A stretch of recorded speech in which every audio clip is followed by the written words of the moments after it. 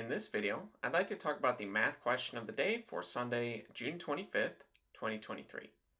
And with this problem, we need to prove that the harmonic series diverges. And the harmonic series is this infinite sum here. And we need to show that as we add up more and more terms, that the sum does not approach any real number, that it just keeps getting bigger and bigger the more terms that we add to this. So a question like this will typically be seen in a Calculus 2 class when studying sequences and series. So at this point, go ahead and pause the video, see if you can work through this on your own. And when you're ready, unpause the video and we can go through this together. Now, assuming that you have attempted the problem, let's start working through this. And to show that this diverges, that this approaches infinity as we add up more and more terms, there are several different ways we can approach this. In fact, I've made a previous video on this that just uses basic algebra to show that this diverges. But for this video, I'd like to use essentially what forms the basis of the integral test. We will look at what might seem like an unrelated integral. We can say we have the function 1 over x, and we want to look at the integral as x goes from 1 to infinity of this function, 1 over x dx. And basically, we can show that this integral, this improper integral, diverges as well, and we can set this infinite sum up here, this harmonic series, so that it approximates this integral, but we can show that this is actually bigger than this integral. And since this integral is divergent, it's equal to infinity, we can prove that this would also diverge as well since it's bigger than this. So to do that, let me paste in a graph of what this function looks like, and we can go through that approximation. So here we can see this curve. This, again, is just the function of 1 over x. And we will approximate this function by looking at different size rectangles. And the first rectangle we'll look at, when x is equal to 1, will overestimate this area. Since remember, this integral is just estimating the area under the curve from 1 all the way to infinity. So this is equal to this area here. So we will overestimate it by looking at a rectangle. Let me use a straight line tool that starts at an x value of 1 and has a height of 1 and a width of 1. And then we'll do the same for an x value of 2. We will have a height of 1/2 and a width of 1. For an x value of 3, it will now have a height of 1/3, which will be roughly right about here. And again, it will have a width of 1. Then at 4, we will look at a height of 1/4 and a width of 1. At 5, a height of 1/5 or 0.2 and a width of 1, and so on. And these rectangles will very roughly approximate the area under this curve. But you can see that, if I get rid of my line tool, it is over approximating the function.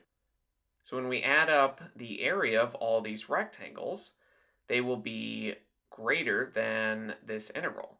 Since remember that the integral, like I mentioned, is just calculating the area underneath the curve, starting at that x value of 1 and going all the way out to infinity. So these little pieces here, these are extra. So notice though that with these rectangles that if we add these up, this infinite sum is equal to the harmonic series. And that might not be completely obvious. So one thing we can do is expand our harmonic series. We're starting at an n value of 1 and going to infinity, where our term here is 1 over n. So we plug in 1, we get 1. We plug in 2, we get 1/2, and we're just adding these since this is a series. Plug in 3, we get 1/3, then plus 1/4, plus 1/5, and so on. So this is our harmonic series expanded. And what we can notice is that the area of each of these rectangles represents these terms in the harmonic series. So this one right here, the area of this rectangle, it has a height of 1 and a width of 1, so its area is 1. Whereas this second rectangle, it has a height of 1/2 and a width of 1, so its area is 1/2. This rectangle has a height of 1/3. It might not be completely obvious, but remember this is the function 1 over x, so the y value here when x is 3 would be 1/3. So the area of this rectangle is 1/3 since its width is 1. The area of this rectangle is 1/4 since the height is at 0.25 or 1/4. And the area of this rectangle is 1/5. And so on. There are infinitely many of these rectangles that are over approximating the area under this curve here. So if we add all of these up, we just get this harmonic series. And like I mentioned, this approximation is actually going to be bigger than the actual value for the integral. So all of this is greater than the integral from 1 to infinity of 1 over x, this improper integral here. So if we can prove that this improper integral is divergent, then that proves that the harmonic series is divergent as well, since it's bigger than this, and it can't really be bigger than infinity. They will both be infinite. They will both diverge. So let's next just prove this. We can show that this integral is divergent, and let me just rewrite it, and we'll work down here. We're going from an x value of 1 to infinity of 1 over x dx. So since we are going to infinity, we have to deal with this improper integral. We'll take a limit, let's say as a approaches infinity, of our integral from 1 to a of 1 over x dx. And the integral of 1 over x dx, that's just the natural log, or I should say the natural log of the absolute value of x. And we evaluate between 1 and a, and really I need my limit notation here as a goes towards infinity. And if we plug in this first part, let's just leave it as our limit right now. We have the limit as a goes to infinity of the natural log of a, the absolute value of a, and then we subtract the natural log of the absolute value of 1, but that would just be 0. So it just simplifies to this term here.